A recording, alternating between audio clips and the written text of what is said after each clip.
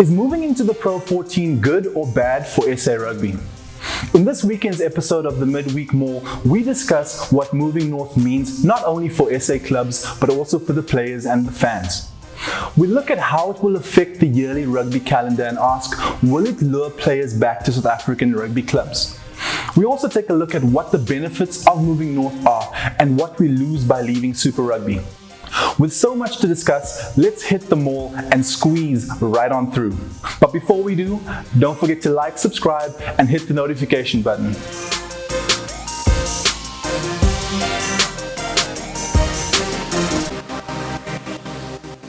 In the good old days before COVID-19, our top 4 South African rugby clubs would play 22 club games, and a successful club would go on to play a further 2 Currie Cup playoff matches and 3 Super Rugby playoff matches, leading to a total of 27 matches per year. Our Springboks would go on to play 14 internationals, which means a successful team or a successful player could end up playing 41 games in a year. Super Rugby would start in February through to August, consisting of 16 games per team, while the Currie Cup would run from July to the first week of September, with each club playing 6 matches. June would see the incoming tour with 4 test matches taking place in South Africa, while November would see the Springboks play 4 test matches up north. And finally, the Rugby Championship, consisting of 6 test matches that are normally played from August to October. In the past few years, rugby pundits have argued time and time again that there's too much rugby being played at any given year. With the move up north, this number will increase quite a bit. Let's assume that the international matches will remain as is, adding up to 14 test matches per year. We can also assume that the Currie Cup will remain the same. However, where we played 16 Super Rugby matches per year, our clubs will now be playing 21 Pro 16 games, and a successful club would go on to play another 3 Pro 16 playoff matches.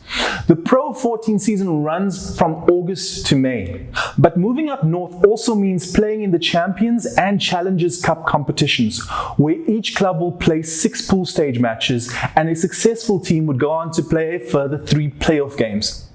The Champions and Challengers Cup run from August to May. This means that a successful club would go from playing 27 club matches per year to now playing 41 club matches.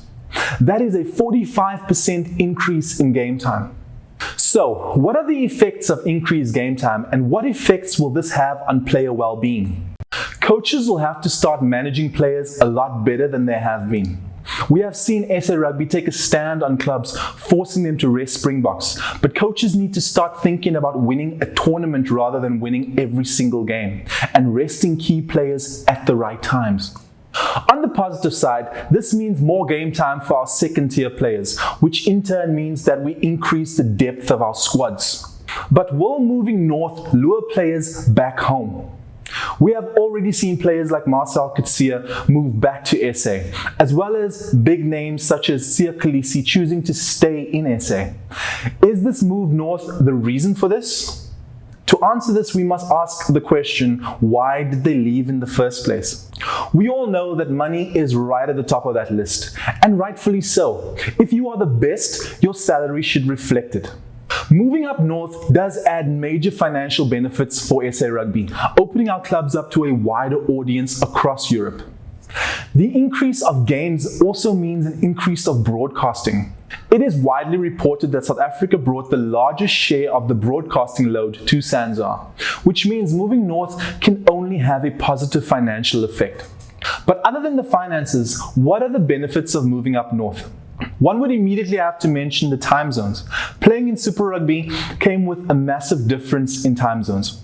One cannot deny the negative effects of playing in New Zealand one week and Argentina the next, and what those effects had on players, as well as fans who would not enjoy waking up at 6 a.m. in the morning to watch your favorite team play. But could moving north have a negative effect on SA Rugby? We've seen the Crusaders dominate the Super Rugby tournament for the last few years, and playing against them no doubt lifts players to perform at their best. Will the Pro 16 be as competitive to ensure that the Springboks are playing at their very best? To answer that, we can look at some of our top Springboks playing up north. Players such as Faf de Klerk, Andre Pollard, Eben Etzebeth, Deolande, and we can go on and on. We can clearly see the positive effects moving north had on these players and their careers.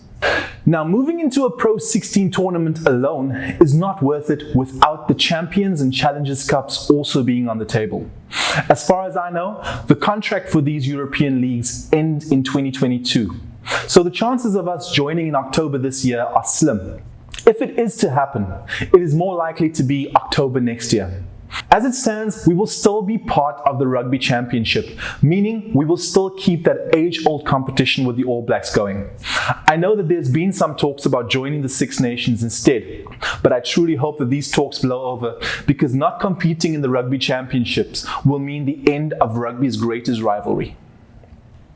Last week, I asked if you agree with the new laws being introduced in the Rainbow Cup. This week's response comes from Lani Vink, who says, "They are making the game way too technical. It's getting far too complicated, and those who watch for the love of the game don't want to sit in the stands doing calculations, taking notes, and wasting time figuring out what is going on. It's rugby, not American football." A big thank you to you, Lani. I appreciate all of your feedback and look forward to hearing from all of you. Please feel free to leave your thoughts in the comments section below. And if you enjoyed this video and want to see more, please give it a like, subscribe, and hit that notification button. Thank you so much for watching.